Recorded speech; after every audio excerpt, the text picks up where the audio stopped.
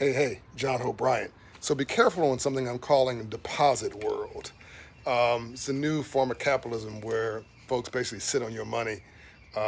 You order something online, they blame it on the pandemic, say that it's the global supply chain. And by the way, that's a legitimate thing. They blame it on the pandemic and never tell you in advance. They basically take your order. This has happened to my family, by the way. The reason I know about it, it's happened several times to Shatra. She was ordering furniture for her house or something.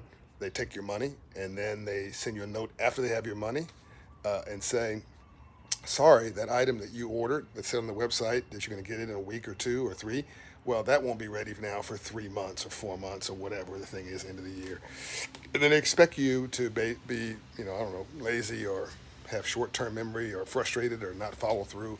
They expect you just to move on in these companies because if they were responsible, they would have said on the website, this is delayed. So if they do that, they're trying, many of these companies, there may be small companies, they're living on the deposit. So they take your money in, the part that's a profit, they take that part, they put the money for, if they're a responsible company, for the order that they then have to order wholesale. So you've ordered from them retail, they have to take the part of that they got to pay for the product because they're a middleman, wholesale. They put that aside, they're a responsible company. If they're an irresponsible company, they spend the whole money and they pay for that later. And then when that piece finally comes in, then they pay for it and send you your product. So you're paying now and you're waiting to get your product later.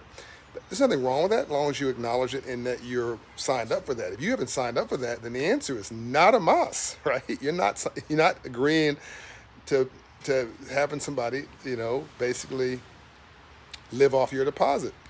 This has happened to me in business, by the way, where I'm dealing with a certain kind of a company, and these are big contracts now. The thing I'm talking about now is several, either hundreds to $1,000, a couple $1,000, but I'm talking about major contracts where I'm paying somebody on time.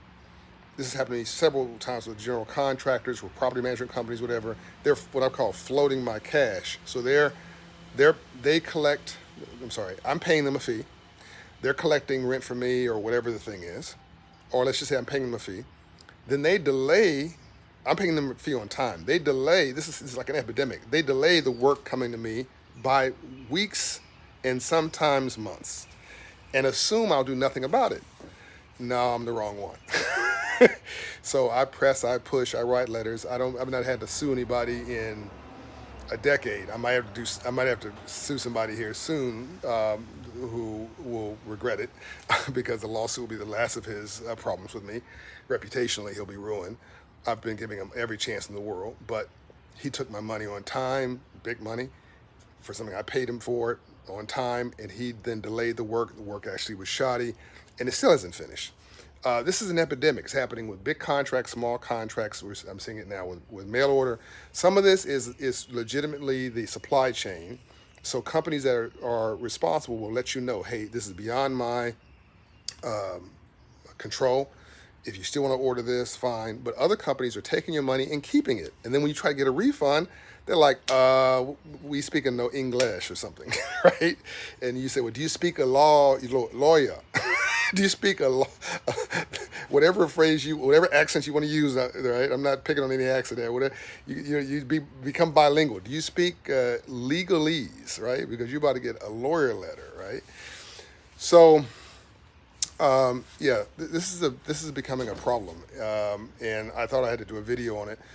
One way to get around this is the American Express card. So if you charge something on the American Express card, and if the vendor is irresponsible, you can challenge that with American Express. American Express will then go deal with the vendor, give you credit for the charge on your Amex charge. You don't have to deal with it anymore, and they'll go fight the battle for you. That's different from other credit card companies. I don't want to name them, but that's different from that where you're really on your own trying to get your money back. If you call it fraud, but that's a big statement, then maybe the credit card company will give you a credit for it. But typically, you got to go fight this company, try and get your money back. I saw this lady online who actually bought a car online and paid it cash through some kind of a card, and it was like $23,000. And she's still trying to fight to get this online car company to give her even a reaction, a response, yet alone her money back. They haven't even started the refund process. So just understand there's some games being played here from small companies, medium-sized companies. I haven't seen, I'm sorry, my bad. This example I'm giving with the lady with the online car, that was a big company. You can probably, Google search that. $24,000 was a cash amount, bought a car online, and it's now dealing with drama. You can just research that on your own. So I'm not naming the company's name. Go on my social media accounts. You can find I retweeted it on Twitter.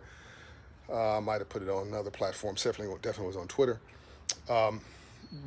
So some companies are legitimate. Let's just say most companies are legitimate. But you've got some scamsters out there and people who are floating. Well, you used to say when I was growing up, floating that check.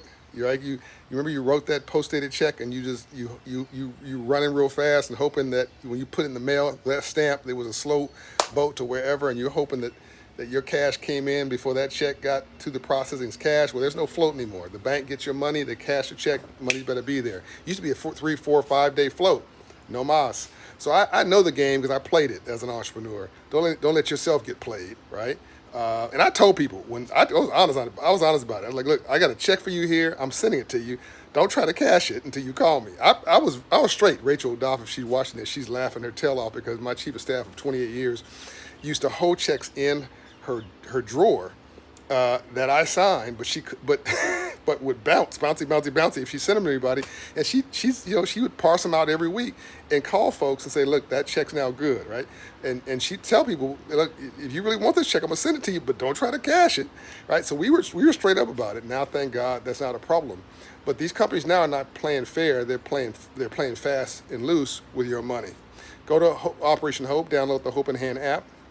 Make an appointment for Hope Inside near you. We are the Starbucks of financial inclusion. We're the private banker to the working poor, the struggling class, the struggling middle class, those folks with too much month at the end of their money. That's Hope Inside. In Operation Hope, we are America's private banker and America's financial coach. Love and light. I'm out. John Hope Bryant. All our services are free, by the way. You don't have to post data check to us. Peace.